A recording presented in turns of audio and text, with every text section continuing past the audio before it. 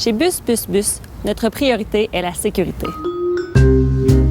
Tous les jours, des milliers de conducteurs d'autobus scolaires transportent nos élèves sur des millions de kilomètres.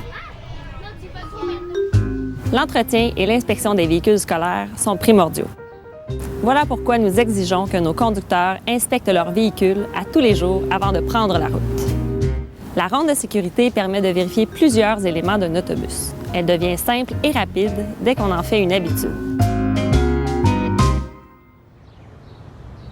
À tous les jours, il est important de faire sa ronde de sécurité sur son autobus. À l'approche du véhicule, je constate que la condition générale de l'autobus est conforme. Les roues sont parallèles, l'essieu est conforme, je ne vois aucune perte de liquide sous le véhicule et il n'y a pas d'affaissement au niveau de la suspension. Du côté passager, je vérifie les supports de miroir et être sûr qu'ils sont bien solides. Je vais ouvrir de ce côté ici le capot. Je vais traverser du côté chauffeur. En passant, je vérifie mon support de miroir ici, mon miroir ici et ma vignette d'inspection qui est conforme. Je détache mon capot.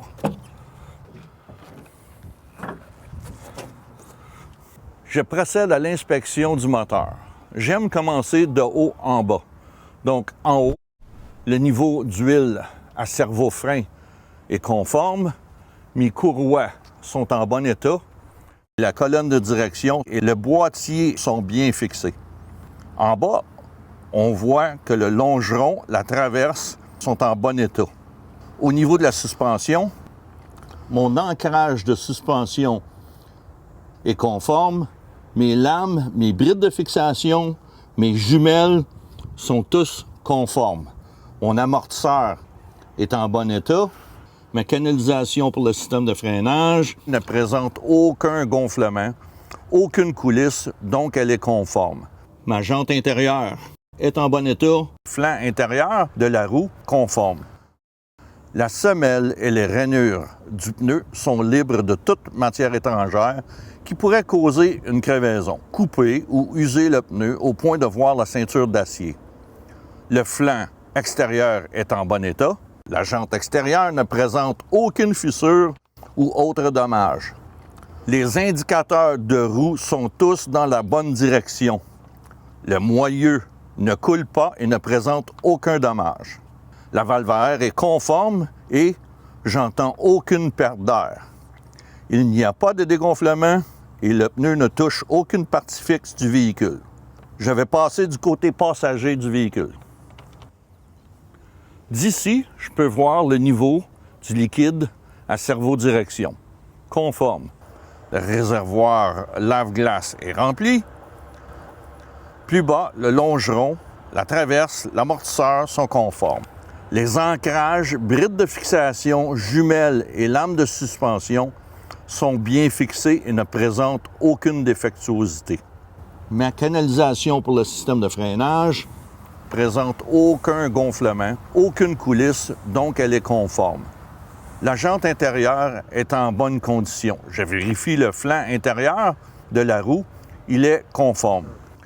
La semelle et les rainures du pneu sont libres de toute matière étrangère qui pourrait causer une crevaison, couper ou user le pneu au point de voir la ceinture d'acier. Le flanc extérieur est en bon état. La jante est conforme. Les indicateurs de roue sont tous dans la bonne direction. Le moyeu ne présente aucune fuite. La valve à air est conforme et je n'entends aucune perte d'air. Il n'y a pas de dégonflement et le pneu ne touche aucune partie fixe du véhicule. On peut maintenant fermer le capot et monter à bord.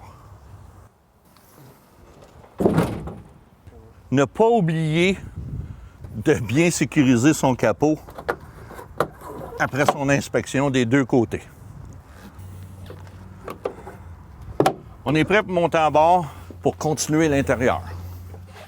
À bord du véhicule, avant de démarrer mon moteur, je vérifie que le frein d'urgence fonctionne en appuyant sur la pédale et m'assurant d'entendre le moteur électrique s'activer. Le moteur électrique est actionné lorsqu'on pèse sur la pédale. Si on l'entend, c'est conforme. Je démarre le moteur.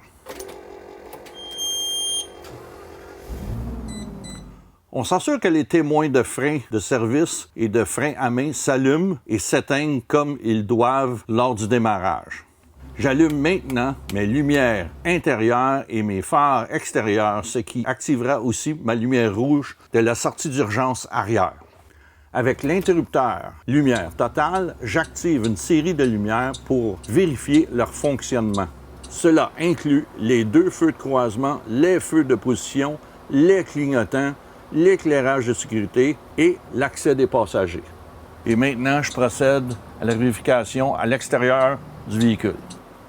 À l'avant du véhicule, je vérifie les éléments de haut en bas. Les lumières d'identification fonctionnent, l'enseigne écolier est propre et lisible, les feux rouges et jaunes intermittents fonctionnent. Les feux de croisement, les feux de position et les clignotants fonctionnent tous normalement aussi. Je vérifie aussi que mon pare-choc est solide. Je continue l'inspection vers le côté conducteur du véhicule. Mes portes sont bien solides. Le panneau d'arrêt ouvre à la bonne position et les feux fonctionnent.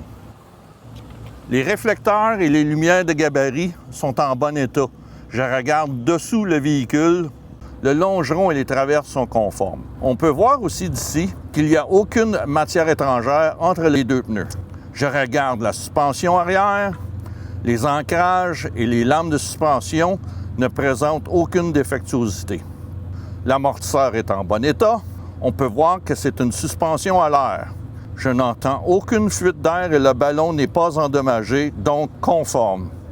Les bandes de roulement, le flanc de la roue et la jante sont en bonne condition. Les indicateurs de roue sont tous dans la bonne direction. Le moyeu ne coule pas et les 2 valves sont conformes. Les semelles et les rainures de pneus sont libres de toute matière étrangère qui pourrait causer une crevaison. Couper ou user le pneu au point de voir la ceinture d'acier. Je n'entends aucune perte d'air. Il n'y a pas de dégonflement. Les pneus ne touchent aucune partie fixe du véhicule. Le garde-boue est bien fixé. Je vais vers l'arrière de l'autobus. À l'arrière du véhicule, ce qu'on a vérifié, c'est nos lumières d'identification. Notre pancarte écolier, on veut savoir si elle est propre et puis lisible.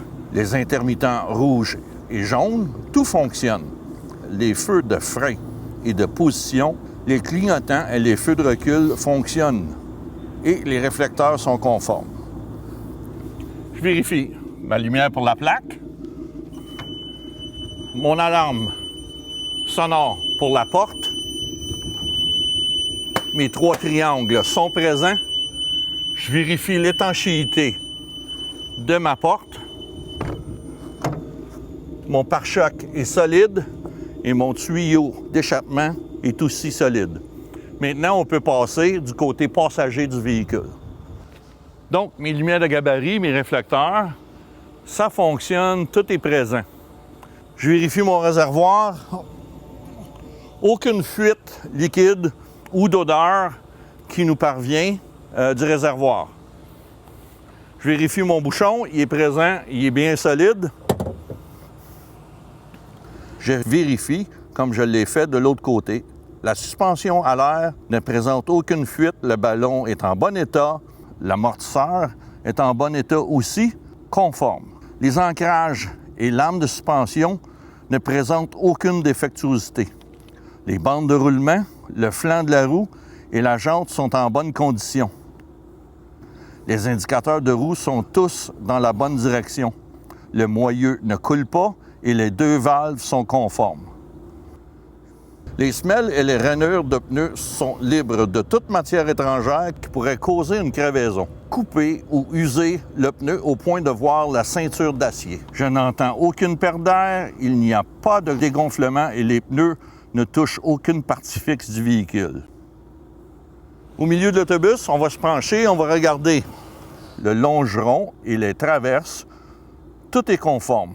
On peut voir aussi d'ici qu'il n'y a aucune matière étrangère entre les 2 pneus arrière. À l'approche, maintenant on se dirige vers l'intérieur. Mes lumières d'embarquement fonctionnent. Mes rampes sont solides. Mes marches sont conformes. Je vérifie ma trousse de premiers soins, qui est bien fixé, facilement d'accès. Mon extincteur, solide aussi, avec son indicateur de pression au vert. Je vérifie mes fenêtres latérales, être sûr qu'ils sont bien dégagés et qu'ils m'offrent une bonne vision. Je vais vérifier tous mes dossiers. Je ne dois pas sentir de métal en travers des coussins. Quand j'arrive ici à ma fenêtre de secours, je m'assure qu'il n'y a rien d'obstrué, qu'elle fonctionne bien, que le sonore fonctionne et que tout est en bon état. Je continue à vérifier mes dossiers.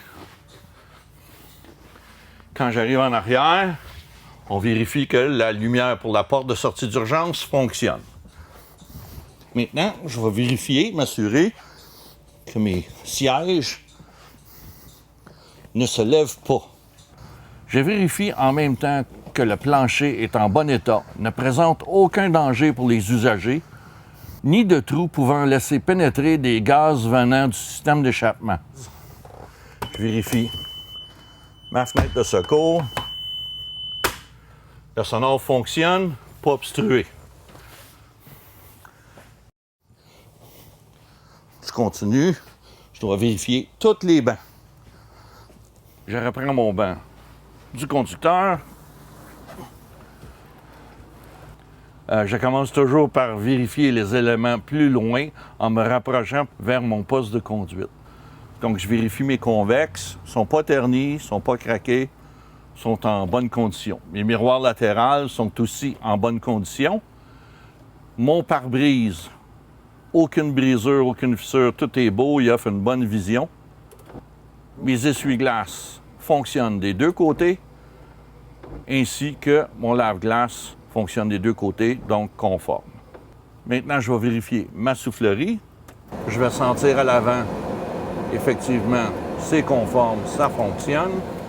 Je me rapproche encore, je vais vérifier mon volant, servo-direction, d'un bord, de l'autre côté.